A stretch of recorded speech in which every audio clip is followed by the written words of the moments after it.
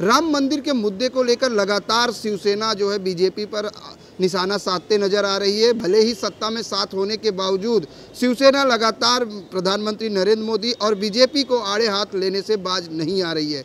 हमारे साथ मौजूद हैं बीजेपी नेता कृष्णा हेगड़े जी, उनसे जानते हैं सर, जिस तरीके से सत्ता में साथ हो और लगातार मुद्दे को लेकर आरोप और प्रत्यारोप जारी है, शिवसेना एक बार फिर आज अपने मुख्य पत्र सामना के जरिए प्रधानमंत्री नरेंद्र मोदी पर निशाना साधा है।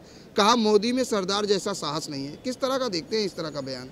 देखिए, जब 30-35 साल से शिवसेना हमारी अलायंस पार्टनर है तो ऐसी बात उनको नहीं करना चाहिए, क्योंकि शिवसेना हमारी रिस्पेक्टेड पार्टनर है और आगे भी चल के हमको साथ में काम करना है। शिवसेना और बीजेपी अगर अलग अलग लड़ी तो दोनों को नुकसान होगा, ये स्वाभाविक है, लेकिन शिवसेना को बहुत ज़्यादा नुकसान हो जाएगा। बीजेपी को इतना नुकसान नहीं होगा और कांग्रेस, राष्ट्रवादी कांग्रेस को फ़ायदा होगा।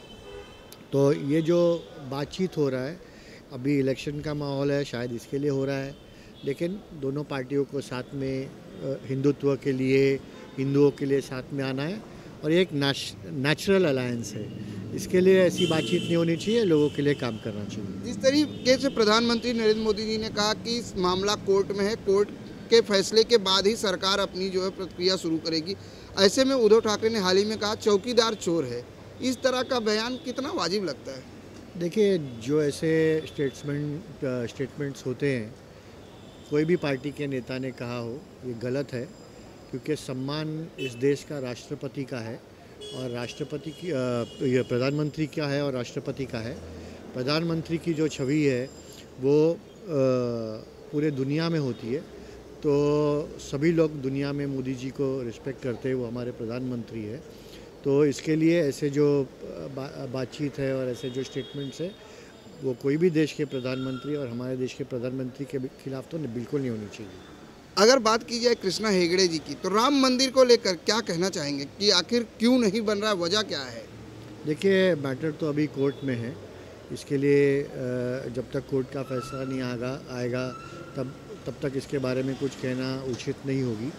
लेकिन बीजेपी ने ये बहुत स्पष्ट कहा है, आरएसएस ने भी स्पष्ट कहा है, और जो मोहन भागवत जी है, सुरेश जी, भैया जी जोशी है, उनकी सबकी जो स्टेटमेंट है वो सब एक ही कहते हैं। कल सुरेश होसपाले जी ने भी स्टेटमेंट दिया है कि राम मंदिर बननी चाहिए और हर हिंदू चाहता है, पूरे देश में ही नहीं पूरे दुनिया में, कि राम मंदिर बनना चाहिए। हाल ही में अगर बात की जाए तो फारूक अब्दुल्ला जी ने भी बयान दिया है कि राम जो है, राम भगवान पूरे विश्व के हैं, अगर मौका मिला तो मैं भी पत्थर रखने जाऊंगा।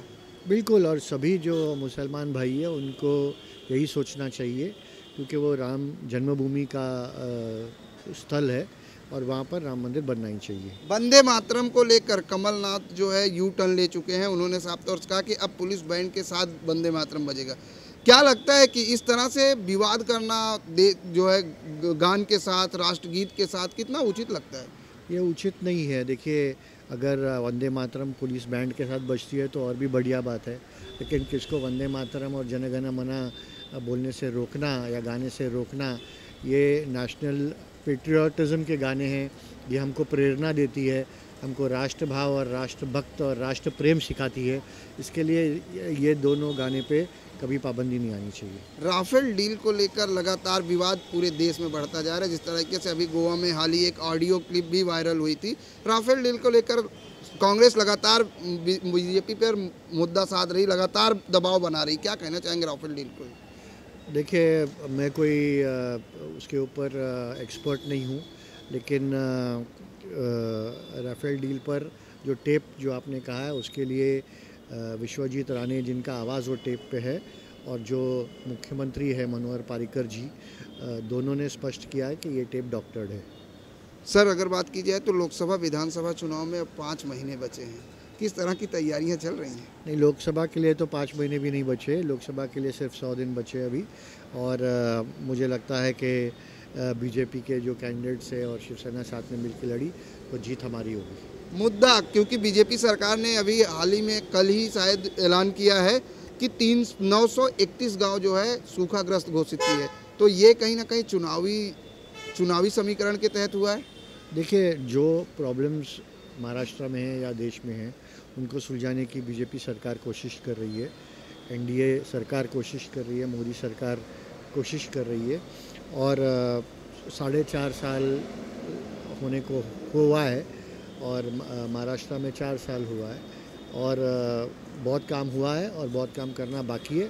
लेकिन मैं स्पष्ट कहना चाहता हूँ कि हम जनहित में काम करना चाहते हैं, लोकहित में काम करना चाहते हैं और हमारी मंशा अच्छी है, लोगों के लिए काम करने की मंशा है और ये काम करते हम रहेंगे। एजेंडा क्या होगा? विकास एजेंडा होगा, क्योंकि हर बार राम मंदिर विकास ही होता है एजेंडा, इस बार कुछ अलग होगा, यही होगा? देखिए, जैसे जनधन बैंक अकाउंट खुला है, गैस सिलेंडर बहुत गरीब लोगों को दिया गया है, चावल है, दाल है, गेहूँ है, उसमें सब्सिडी दिया गया है और बहुत सारे स्कीम्स जो गवर्नमेंट ने किए हैं, ये तो लोगों के घर घर तक पहुंच रहा है, करोड़ों लोगों के घर पे पहुंच रहा है। और उसके अलावा जो प्रधानमंत्री रोज़गार योजना है, प्रधानमंत्री जनधन योजना है, ये सब के लिए जो है सरकार ने बहुत सारे स्कीम्स उन्होंने किया है। तो लोगों को करोड़ों लोगों को, किसानों को, महिलाओं को, सभी को ये सब गवर्नमेंट स्कीम्स का फ़ायदा हुआ है। तो इसके लिए विकास तो सबसे बड़ा मुद्दा होगा। और देखिए, लोग भी जानते हैं कि देश में एक नेता चाहिए, एक तड़फदार और एग्रेसिव और शक्तिशाली नेता चाहिए और वो नेता नरेंद्र मोदी है। इस तरीके से 3 राज्यों के रिजल्ट को लेकर कांग्रेस काफ़ी उत्साहित है। कांग्रेस का साफ तौर से कहना अब देश बदलाव चाहता है। क्या 2019 में बदलाव दिखेगा? देखिए, 21 स्टेट बीजेपी जीती और अगर कांग्रेस ने 3 स्टेट में बाजी मार लिया तो भी मैं कहना चाहता हूँ कि इलेक्शन में हार जीत होती रहती है। ऐसा नहीं है कि हर पार्टी हर बार जीतता है और हर पार्टी हर बार हारता है। इलेक्शन में हार जीत होती रहती है, इलेक्शन की प्रक्रिया है, तो इलेक्शन के प्रक्रिया के हिसाब से उसको लेना चाहिए। धन्यवाद हमसे बात करने के लिए। इलेक्शन की प्रक्रिया इलेक्शन की तरह होती है, इलेक्शन में जीत हार होती रहती है, लेकिन सवाल ये है कि 2019 का जो चुनाव होगा वो भी विकास के मुद्दे पे होगा, क्योंकि बीजेपी ने लगातार जनता के लिए जिस तरह की योजनाएं लाई हैं उससे जनता को लाभ मिला है, ऐसा कहना कृष्णा हेगड़े जी का है। लेकिन देखने वाली बात ये होगी कि जनता किस तरह से प्रतिसाद देती है, ये तो 2019 का रिजल्ट बताएगा। कैमरामैन सदानंद शेट्टी के साथ प्रदीप शर्मा, IN24 न्यूज़, मुंबई।